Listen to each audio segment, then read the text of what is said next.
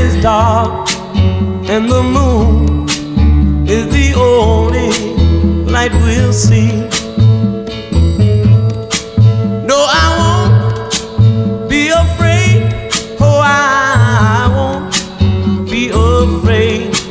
Just as long as you stand by me.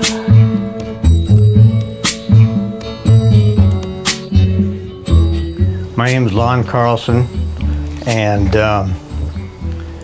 Max is here videoing I guess my life is what he wants, but he's not going to get the whole thing. But I'll try to get through what he wants. I want to talk about the early years, really early. It's knowing that your door In St. Vrain, Colorado, in the mid-1850s, Van Buren Kacy was a single wild Irishman who settled some land as a farmer, which was to be known as Fort Lupton. and it's knowing I'm not shackled by With his Colt 44 at his side, he became the first elected sheriff of Weld County, the largest county in the state. After that, he married and raised his family in the area. that keeps you in the back roads. About 100 years later, Fort Lupton, Colorado, 1950. The small agricultural community, Park Avenue was that street for Van Kacy Carlson, grandson of Van Buren Kacy, and Mary Margaret Grothy Carlson. They were known as Peg and Kacy. Kacy worked with his father at the Fort Lupton Canning Company, a vegetable canning plant. Peg taught Spanish and English in area schools. In 1950, Peg and Kacy brought their first child, Van Theodore Carlson, onto the planet. The family moved to 3rd Street into a larger house that was necessary for the anticipated arrival of their second child, me.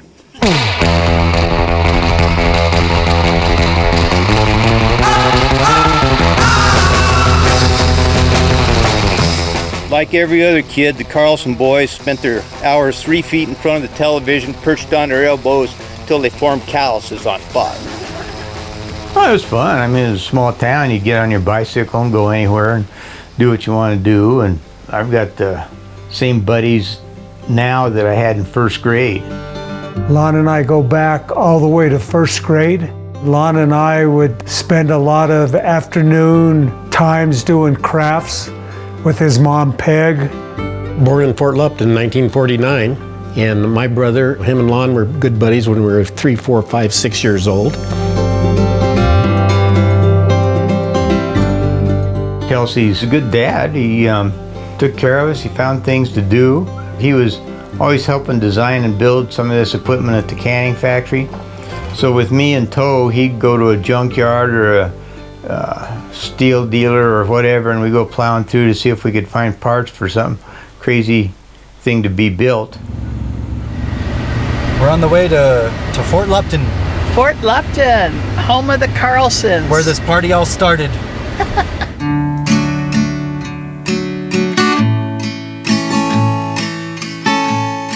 Here we're about to make entrance into my childhood house. The carpet looks the same. The chairs are the same. Yeah, they are.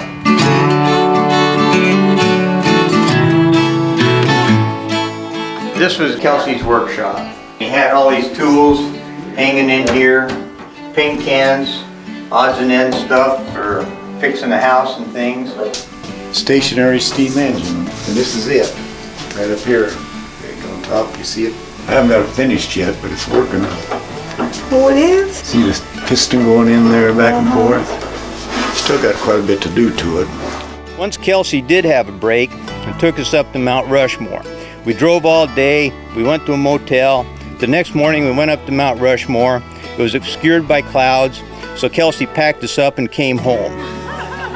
Neither of us really saw Mount Rushmore again until we took our families there in our 40s. The first 2 things a kid in Fort Lupton would do when he or she was 16 would be to get a driver's license and then a job at the canning factory for the summer. The work was long and hard, but it had its own culture as well.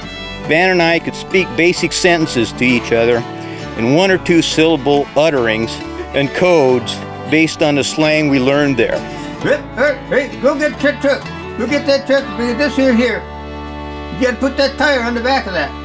At some point about the same time, friends started a band, the Hearstmen.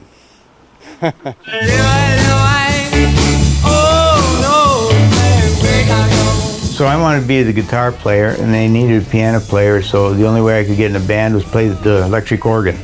Really not much different than the multitudes of garage bands across the nation, but the Hearstmen did work into a pretty tight group with paying gigs ranging from Fort Lupton to Colorado Springs, Pueblo. We also, hit the top of the Billboard Top 40 list, and, we were quite renowned around the country. American Bandstand was a big push for us. And so, how's your marriage been? How's it been being married to me for 39 years? Well, if a person is right next to you for that 39 years, it's a different perspective.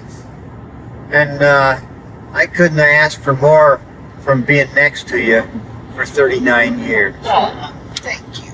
Want to shake hands on that? No, I'm touching you. Oh.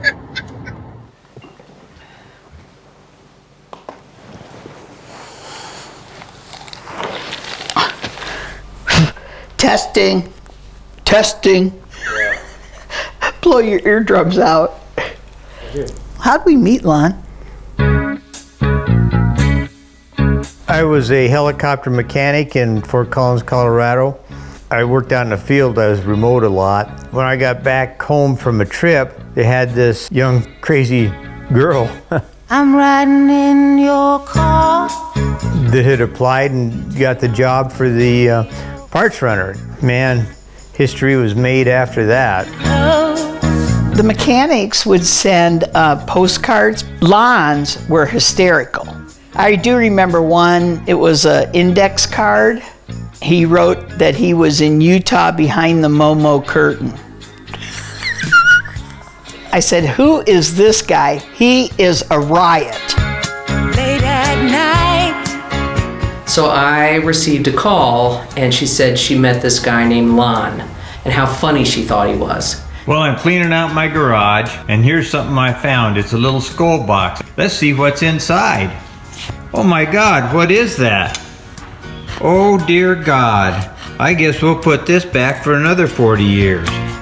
He just had Van 2. They had unique voices that when they curse, it's just more funny than when I've heard other people do it. Lon, how you feel? It's working fucking great.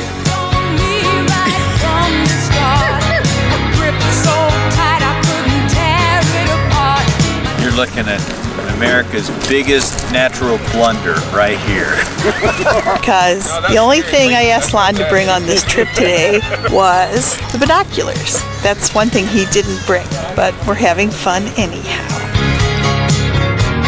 She would bring the crowd with her. I mean, when she got fresh meat, she was always in front of the crowd and, telling the story and everything, and we partied a lot.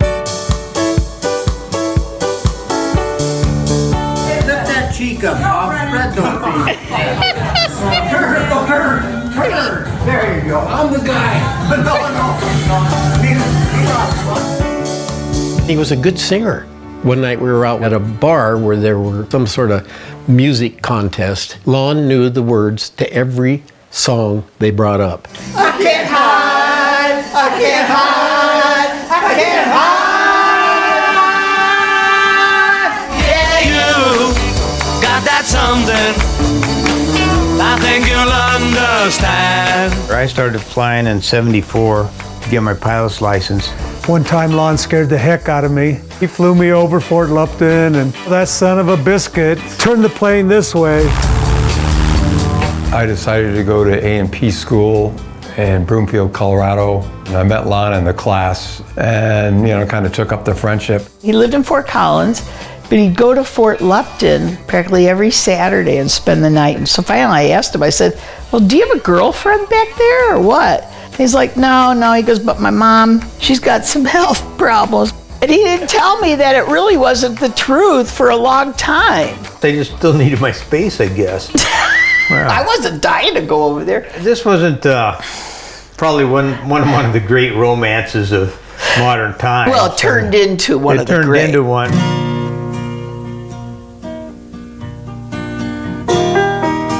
Lon said, hey, my brother lives down in LA. I had never seen an ocean. But until you have traveled with Lon, you don't understand what that entails. It entails sore butts and seeing every special site at the wrong time of the day when they're closed. We're allegedly going to the Fort Lupton Museum. Well, let's see if anybody's here.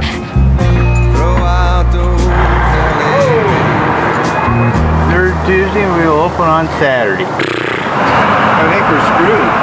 Then we went on to Vegas. First time I'd ever been to Vegas. Bright light city, gonna set my soul on fire. He seemed to find a certain solace or comfort in Vegas to the point where it was like his second hometown. Viva Las Vegas! Viva Las Vegas! Viva, viva Las Vegas!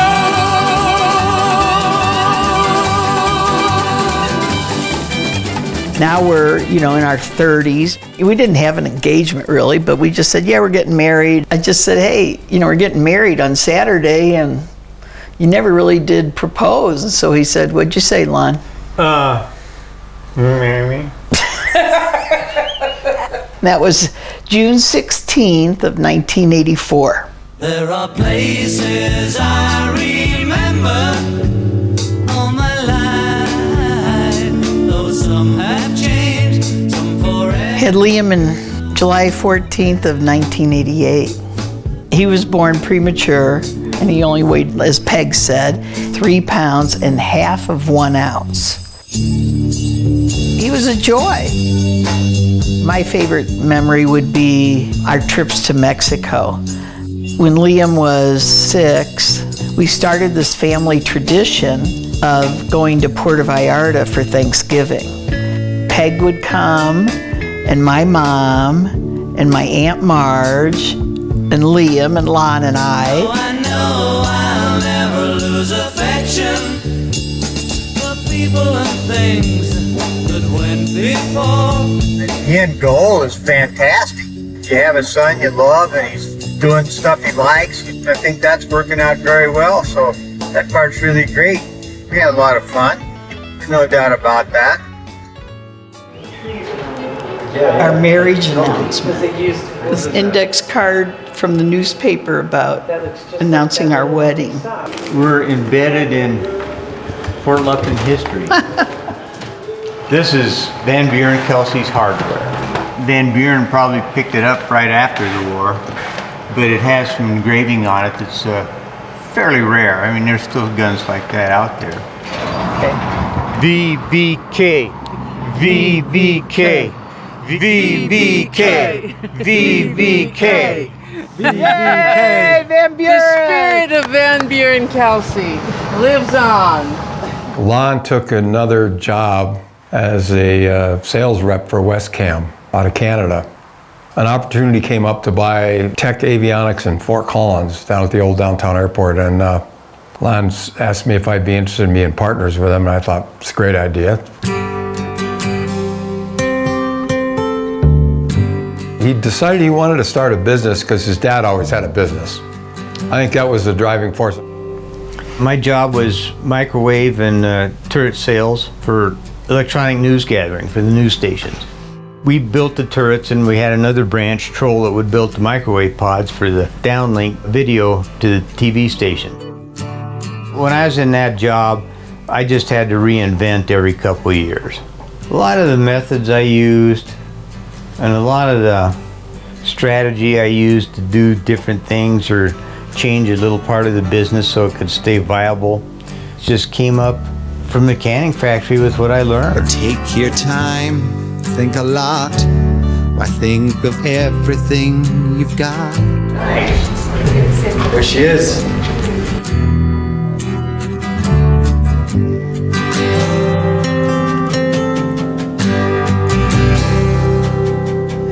Don Quixote.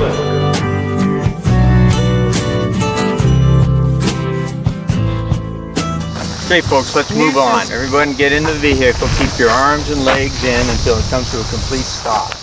Tell me about your business card. Lon Carlson. I'm doing other shit now. Puerto Vallarta, Mexico, Windsor, Colorado, and Las Vegas, Nevada.